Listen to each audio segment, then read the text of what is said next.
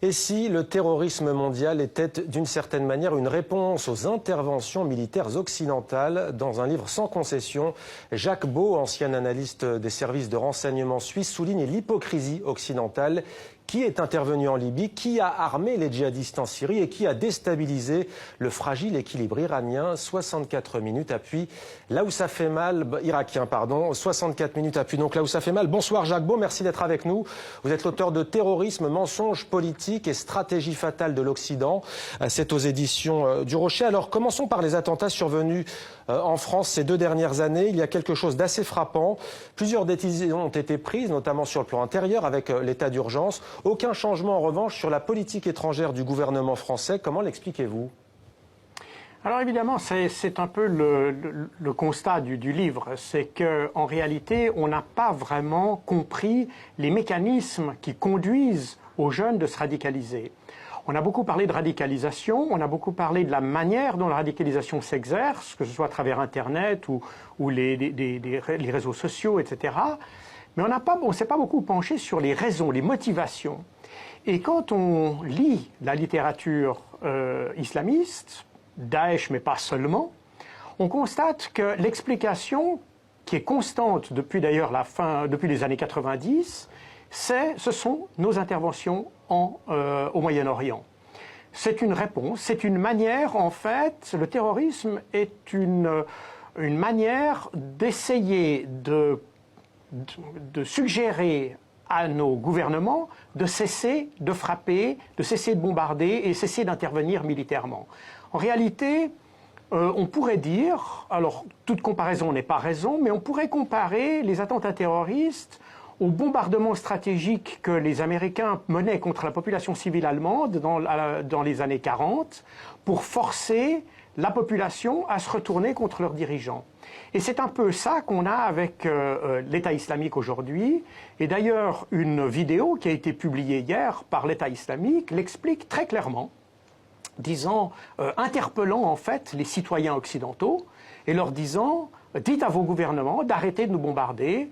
Et en substance, il cite l'exemple de l'Espagne en 2004, car je vous rappelle que c'était exactement la même stratégie qui avait été utilisée à cette époque par les djihadistes associés à la situation en Irak. C'était de forcer les Espagnols à se retirer de l'Irak. Et de fait, après les attentats du 11 mars 2004, vous avez eu des élections qui étaient prévues d'ailleurs, mais dont les résultats ont été clairement influencés par les attentats et qui a poussé le gouvernement espagnol à se retirer de la coalition en Irak. À partir de ce moment-là, les forces espagnoles qui étaient déployées en Irak ont été protégées par les milices en Irak jusqu'à leur départ de l'Irak. Et depuis, l'Espagne a été épargnée par ce terrorisme djihadiste. Donc c'est ce modèle-là qui en fait alimente en réalité le terrorisme qu'on a aujourd'hui. Alors Jacques Beau, que vous inspire le débat sur la radicalisation, sur cette grille de lecture essentiellement religieuse en France, en Belgique notamment? Pourquoi cette grille de lecture selon vous? Eh bien, on a de la difficulté en Occident à remettre en question nos politiques. D'abord pour des raisons évidentes, c'est que vous avez des échéances électorales, et si on commençait à remettre en question les choix politiques, évidemment qu'on aura des résultats sans doute au final qui se retrouveront dans les urnes. Mais d'une manière générale, on a une sorte d'ethnocentrisme en Europe qui en fait nous empêche de réfléchir de manière critique à ce que nous avons fait, de manière critique aux résultats de ce que nous avons. Regardez ce qu'on a obtenu en Libye, par exemple. On a éliminé Kadhafi, qui était certes pas un individu très recommandable, mais je vous rappelle qu'en 2010, quelle qu'ait été la nature du régime de Kadhafi, la Libye était le pays d'Afrique qui avait le plus haut niveau d'indice de développement humain selon les Nations Unies. Donc on a ramené en fait la Libye au niveau de combat entre factions djihadistes sans fournir aucune alternative. Donc on a bombardé, on a détruit, on est parti. Et on a fait à peu près la même chose en Irak, on a fait à peu près la même chose en Afghanistan.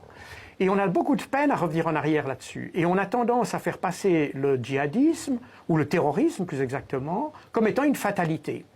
Une fatalité qui est mue par l'envie de nous imposer la charia et d'autres choses. Or, ce discours-là, naturellement, rencontre une certaine opinion favorable, notamment parmi ceux qui sont contre la politique d'immigration. Alors, il est vrai que, par ailleurs, on a eu des politiques d'immigration en France, en Belgique et ailleurs, d'ailleurs, pas seulement dans ces pays, qui étaient qui a été assez pauvre en définitive. On a mal géré ces immigrations et aujourd'hui on a une sorte de société à l'intérieur de la société et on s'en aperçoit aujourd'hui. Mais il est commode aujourd'hui de faire cette jonction entre le terrorisme et cette immigration. Alors Jacques Beau, on va juste essayer d'avancer. Il y a des paragraphes très pertinents, notamment des citations. Vous citez par exemple le Mollah Omar, ancien chef des talibans, qui déclare ceci: « Vraiment, nous sommes bénis. Jamais, dans nos vœux les plus fous, nous n'avons espéré un cadeau aussi précieux que Bush. Il est la tête d'affiche de notre mouvement international. » Tout à fait, parce que, en réalité, c'est un phénomène que j'avais décrit dans un livre précédent qui s'intitulait « La guerre asymétrique ». Le djihad est une réponse, fondamentalement. Et cette réponse, elle ne peut s'alimenter que par des actions offensives de notre part. Il n'y a pas de réponse s'il n'y a pas d'action initiale. Or, en alimentant constamment par nos actions ce djihad, par nos actions, nous alimentons le djihad. Et c'est ce que nous dit en substance le Mollah Omar. Mais on pourrait prendre des situations de bien d'autres djihadistes, y compris plus récemment d'al-Baghdadi et les écrits d'Abu Musab al-Souri, par exemple, qui confirment cette posture stratégique et qui fait qu'en réalité, nous alimentons d'une manière ou d'une autre, le terrorisme. Alors il y a aussi cette citation de Voltaire qui conclut votre ouvrage. « Ceux qui peuvent vous faire croire en des absurdités pourront vous faire commettre des atrocités. » Vous nous amenez donc à réfléchir sur les manipulations possibles en termes de politique internationale. Mais comment changer d'optique en sachant que celles et ceux qui essaient d'interroger les faits prennent le risque d'être taxés de conspirationnistes et de complotisme ? Alors, il y a une nuance avec le conspirationnisme. Le conspirationnisme a comme élément de base, si vous voulez, l'idée d'une intelligence supérieure, cachée, clandestine, qui tirerait les ficelles de complots, au pluriel, de façon à obtenir des avantages stratégiques. Je ne suis pas du tout dans cette optique-là. Bien au contraire, je pense que c'est non pas des calculs machiavéliques et soigneusement orchestrés, mais des suites de sottises, d'opportunisme politique, de court terme. Jacques Beau, pardonnez-moi de vous couper, prenons précisément l'exemple des attentats du 11 septembre. Vous vous rappelez dans ce livre que, contrairement à ce que pense une grande majorité des opinions publiques dans le monde, il n'y a pas de preuve avérée de la responsabilité de Ben Laden. Et vous citez d'ailleurs Dick Cheney, l'ancien vice-président américain lui-même, qui a dit à une télévision américaine en direct: « Nous n'avons jamais déclaré que nous en avions la preuve. » Quand vous tenez ce genre de propos, il tombe sous le bon sens, mais vous exposez aussi à ce genre de critiques. Comment faire concrètement pour justement amener à réfléchir sur la véracité même des faits qui nous entourent chaque jour ? Eh bien, regardez tout simplement la fiche de recherche du FBI pour la recherche de Ben Laden. Elle n'a jamais mentionné le 11 septembre. Et de fait, on a beaucoup... C'est un phénomène qui a été répercuté dans les médias, mais en réalité, il n'y a aucun élément de renseignement qui permet d'incriminer Bin Laden dans cet attentat particulier.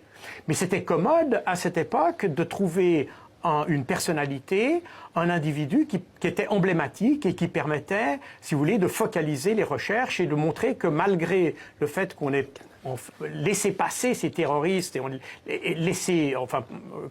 que ces terroristes aient passé à travers les mailles du filet, on avait quand même, si vous voulez, une idée de qui l'avait fait et ça permettrait de sauver la face d'une certaine manière. Alors Jacques Beau, j'ai trouvé un exemple peut-être qui peut vous contredire dans ce livre. Il s'agit du Canada, pays occidental, qui a décidé lui de revoir sa copie.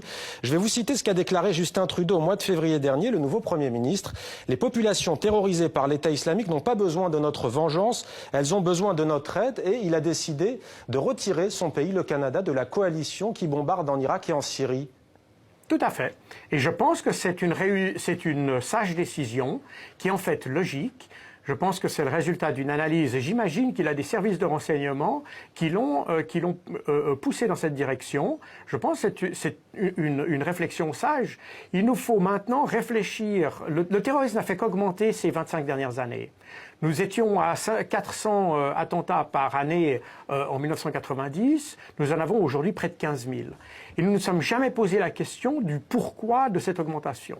Il faut aujourd'hui, si on ne veut pas aller vers une société qui d'ailleurs devient de plus en plus sécurisée, regardez aujourd'hui dans quelle ambiance se déroule l'euro par exemple, si on ne veut pas aller dans cette direction, il nous faut réfléchir très sérieusement à la portée de nos actions. D'autant plus qu'aucune intervention occidentale au Moyen-Orient ces 25 dernières années n'était vraiment légitime. On a chaque fois triché un petit peu.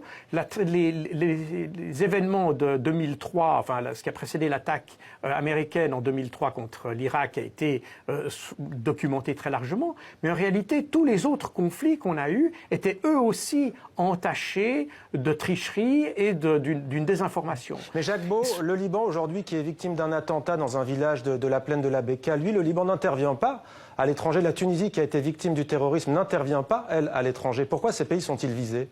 Alors, ça n'est pas tout à fait exact parce que vous avez le Hezbollah qui a pris, qui est aux côtés du gouvernement syrien. Le Hezbollah a des unités combattantes. D'ailleurs, le Hezbollah est une des forces qui a perdu le plus d'hommes contre l'État islamique et les islamistes.